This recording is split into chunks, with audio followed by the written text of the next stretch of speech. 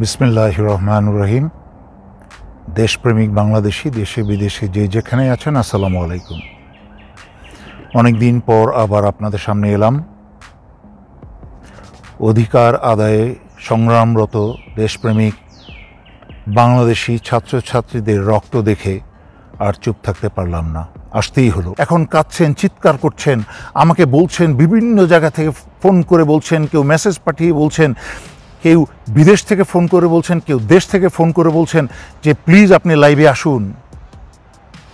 বারবার করে বলে আসছি যে আপনারা স্বাধীনতা অর্জনে বা স্বাধীনতা ফিরে পেতে এবং অধিকার আদায়ে অন্য দেশের মুখের দিকে তাকিয়ে বসে থাকলে হবে না। যাদের মুখের দিকে তাকিয়ে এত বছর বসে থেকেছিলেন যুক্তরাষ্ট্র এসে আপনাদেরকে মুক্ত করে দিবে, বারবার বলেছি আপনাদের অধিকার আপনাদের আদায় করতে হবে এবং আপনাদের স্বাধীনতা রক্ষা আপনাদেরই করতে হবে। আমি এও বলেছি স্বাধীনতা রক্ষা একটা দৈনন্দিন এবং প্রতিনিয়ত একটা চর্চার বিষয়।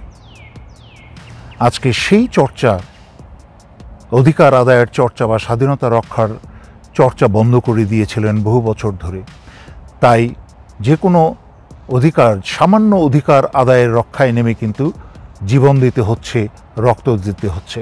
বাংলাদেশ সশস্ত্র বাহিনী, সিভিল প্রশাসন, এমনকি পুলিশের মাঝখানেও অনেক দেশপ্রেমিক আছে যারা দেশের এই ভয়ঙ্কর অবস্থা সহ্য করতে পারছে না, না পারছে কইতে, না পারছে সইতে, কিন্তু তারাও ইনশাল্লাহ উঠে দাঁড়াবে। ইদানিং আমি বেশ কিছু চাকরিরত অফিসারদের মতামত শুনেছি। তাদের দেশের প্রতি ভালোবাসা এবং সাহস দেখে আমি মুগ্ধ হয়েছি। আমার বুকের ভিতরে আবার আশার আলো জ্বলে উঠেছে। সেই সকল তরুণ অফিসাররা কিন্তু আবার দাঁড়াবে। আমি আগেও বলেছিলাম যে যারা যারা স্বৈরাচারী শেখ হাসিনার ঘুষ খেয়ে, হারাম খেয়ে দেশ এবং জনগণের বিরুদ্ধে বেইমানি করছেন, তাদের অবস্থা এই মির্জাফর এবং মীর মদন এদের মতোই হবে। আপনারা দেখেছেন এই বেশরম, জেনারেল বলতে লজ্জা লাগে, বেশরম বেকল আজিজ আহমেদ, আরেকটা হচ্ছে অসভ্য জানোয়ার এই বেনজির, পুলিশের বেনজির। আমি বলেছিলাম যে স্বৈরাচারী শেখ হাসিনা এদেরকে ব্যবহার করা শেষ হয়ে গেলে টয়লেট পেপারের মতো ফেলে দিবে। এগুলো তো মাত্র শুরু হয়েছে এবং পুলিশের অন্যান্য অফিসাররা দেখছে, আরে হাসিনার কাজ তো উদ্দেশ্য হয়ে গেল তো টয়লেট পেপারের মতো ছুঁড়ে ফেলে দেয়। মেজর দেলোয়ারের কথাই তো ঠিক। এবং চুরি করার টাকাও খাওয়া যায় না, চোরের মতো বিদেশে পালিয়ে বেড়াতে হয়, কোথাও কাউকে ঠিকানাও পর্যন্ত দেওয়া যায় না যে কোন দেশে আছে। নিজের বাড়ির ঠিকানা তো দূরের কথা, নিজের দেশের ঠিকানা দেওয়া যায় না। সুতরাং বাংলাদেশের সশস্ত্র বাহিনী এবং সিভিল প্রশাসন, পুলিশ, সকল পদবীর অফিসার এবং কর্মকর্তাদের আমি আবারও হুঁশিয়ারি দিচ্ছি, শোনেন, ফেরাউন টিকে নাই, হিটলার টিকে নাই, মুসোলিনি টিকে নাই, মুজিব টিকে নাই, এই হাসিনাও টিকবে না, এই আওয়ামী লীগও টিকবে না, এবং তাদের সমর্থনকারী সাহায্যকারীরাও ভয়ঙ্কর রকম অপমানিত হয়ে তাদের পতন হবে ইনশাল্লাহ। অতীতে সেই আন্দোলন কিন্তু বিফল হয়েছে। কেন বিফল হয়েছে? বিফল হয়েছে বাংলাদেশিদের সবচেয়ে বড় দুর্বলতা যেটা, যে একত্র হতে পারে না বাংলাদেশিরা। কোনো অধিকার আদায়ে এবং কোনো স্বৈরাচারীর পতনে একত্র হওয়ার কোনো বিকল্প নেই, একত্র হতেই হবে। এই যে নিরাপদ সড়ক আন্দোলন ছিল, সেই আন্দোলন কি শুধুমাত্র ছাত্রদের আন্দোলন ছিল? তখনও আমি কিন্তু মনে আছে নিরাপদ সড়ক আন্দোলনের সময় বারবার করে অনুরোধ করে বলেছিলাম অভিভাবকদের উদ্দেশ্যে, আপনারাও নেমে আসুন, সন্তানদের পাশে একসাথে দাঁড়ান, তাহলে সেই আন্দোলনটা আরও বড় এবং আরও বিশাল হতো সারা দেশ জুড়ে। কিন্তু তা না করে অভিভাবকরা ঘরে বসেছিলেন এবং মার খেয়েছে। ছোট ছোট ক্লাস 6, 7, 8-এ পড়া ছেলেমেয়েরা মার খেয়ে রক্ত ঝরিয়েছে। আপনাদেরকে বলেছি আগে যে কোটা বিরোধী আন্দোলন, এই যে সারা বাংলাদেশের ছেলেমেয়েরা রাস্তায় নেমে রক্ত ঝরাচ্ছে এবং এর মাঝখানে বেশ কিছু তাজা প্রাণ চলে গেছে। বাংলাদেশের ছাত্ররা হচ্ছে বাংলাদেশের মেরুদণ্ড, যা ছোটবেলা থেকে পড়েছি।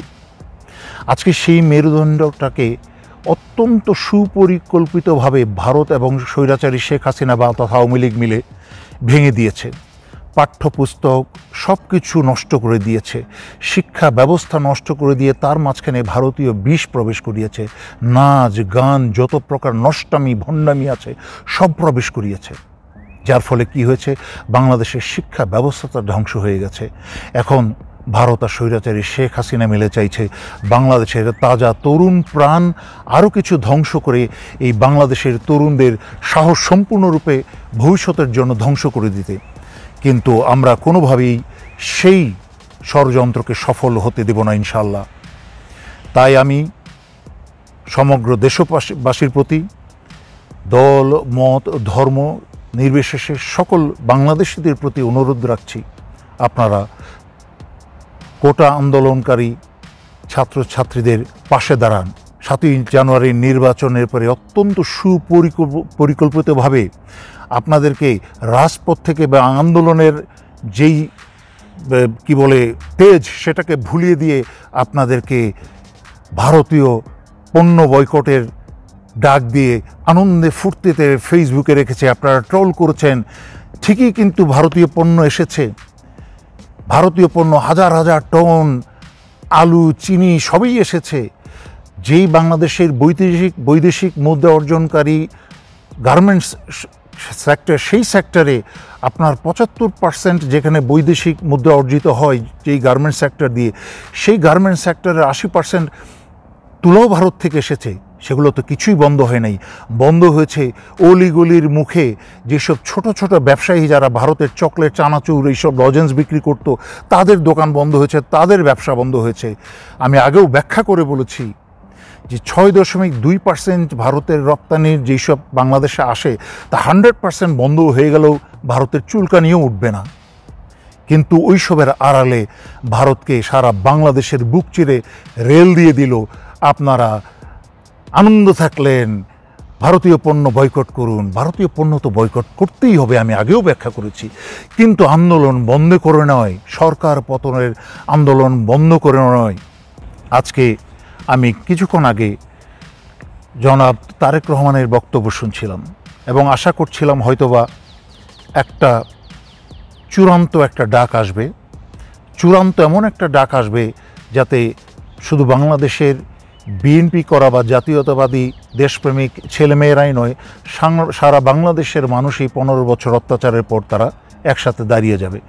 কিন্তু অত্যন্ত দুঃখজনক হলেও সত্যি, যেই ভাষণ শুনলাম, চিরাচরিত ভাষণ, যেই ভাষণে রুহের মাগফিরাত কামনা করা হলো, যেই ভাষণে বলা হলো তীব্র নিন্দা আমি জ্ঞাপন করিলাম, যেই ভাষণে বলা হলো গায়েবানা জানাজা হবে। আরে অতীতে বিভিন্ন আন্দোলনে যারা নিহত হয়েছে তাদের সময়ও তো একই ধরনের ভাষণ দেওয়া হয়েছে। তাতে কি তাদের বাংলাদেশের বা ছাত্রদের বা কারোর আন্দোলনকারী কোনো জনগণের কি কোনো ভাগ্যের পরিবর্তন হয়েছে? হয়নি। তাহলে সেই গতানুগতিক বক্তব্যই যদি আপনারা দিয়ে যান, চূড়ান্ত আন্দোলনের হোক হাতে অস্ত্র অথবা নিরস্ত্রভাবে যেভাবেই হোক, যদি আন্তরিকতার সাথে সকল দলমত নির্বিশেষে সকল দলমতকে এবং সকল বয়সের মানুষকে একত্রে রাস্তায় নামিয়ে আনতে না পারেন, যদি সমগ্র বাংলাদেশিদের একত্র করতে না পারেন, তাহলে কোনো আন্দোলনই সফল হয়নি এবং হবে না। সুতরাং কোটা আন্দোলনে বাংলাদেশের আরও 15, 20, 40, 50, 100 লাশ পড়লেও কিন্তু এই মীর জাফর, মীর মদনের সেনাবাহিনীর উচ্চপদস্থ সদস্যরা এগিয়ে আসবে না।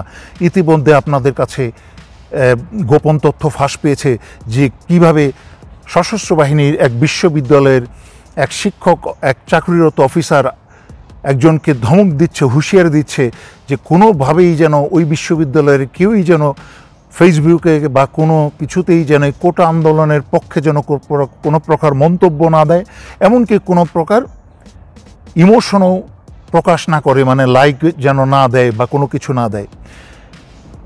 শোনেন, এতটুকু যেহেতু প্রকাশ পেয়েছে, মনে রাখবেন যেই ব্যক্তি বলেছে এবং যারা যারা এই হাসিনার আমলে বাংলাদেশের বিরুদ্ধে, জনগণের বিরুদ্ধে কুকর্ম করেছে এবং করে চলেছে, সেই প্রত্যেকটা সেনাবাহিনী, নৌবাহিনী এবং বিমান বাহিনীর অফিসারদেরকে ঘাড় ধরে রাস্তায় নামিয়ে এদেরকে জেলে পাঠানো হবে, কোনো বিশেষ শ্রেণীতে নয়।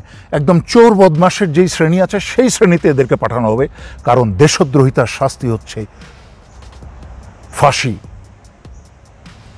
আর বেশি লম্বা করতে চাই না। আপনারা আরেকটা আশার আলো একটা ভালো কথা বলে আমি এখান থেকে আজকে বিদায় নিচ্ছি। বাংলাদেশের উপরের শ্রেণীর যারা স্বৈরাচারী শেখ হাসিনার কুকুর, পোষা কুকুর, তাদেরকে সেনাবাহিনী বা সশস্ত্র বাহিনী, সিভিল প্রশাসন, পুলিশ তাদেরকে হাসিনা পুরস্কার দিয়েছে তাকে অবৈধভাবে ক্ষমতায় বসিয়ে রাখতে।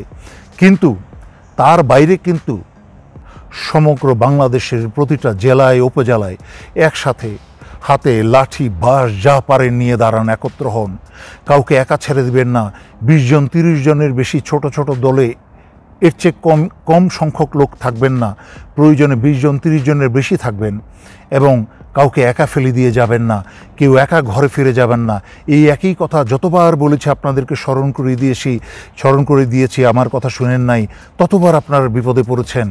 যখনই আলাদা হয়েছেন আপনাদেরকে ছিন্ন ছিন্ন ছোট ছোট টুকরা করে আপনাদেরকে হত্যা করেছে, মেরেছে, জেলে ভরেছে। আমি বিএনপির ছেলেমেয়েদেরকে, আন্দোলনরত দেশপ্রেমিক ছেলেমেয়েদেরকে যখন জেলে ভরল, তখন আমি বলেছিলাম যে বিএনপির নেতারা কিন্তু ঠিকই বেরিয়ে আসবে, কিন্তু বিএনপির ছেলে মেয়েদেরকে ছাড়বে না। আমার কথা সত্যি হয়েছে। জনাব মামুনুল হক সাহেবকে বলেছিলাম, রাস্তায় লাখ লাখ মানুষ নিয়ে আন্দোলনে নেমেছিলেন, আন্দোলন সফল না করে স্বৈরাচারী সরকারের পতন না ঘটিয়ে আপনারা ঘরে ফিরে যাবেন না, আপনাদের একজন একজনকে গ্রেফতার করে জেলে পচিয়ে মারবে। কি আমার কথা সত্যি হয়েছে? জানি। সুতরাং সকলেই যা আছে হাতে নিয়ে আপনারা কোটা বিরোধী আন্দোলনরত দেশপ্রেমিক ছাত্রছাত্রীদের পাশে দাঁড়ান। এই বলে আজকের জন্য শেষ করছি। ধন্যবাদ। আসসালামু আলাইকুম।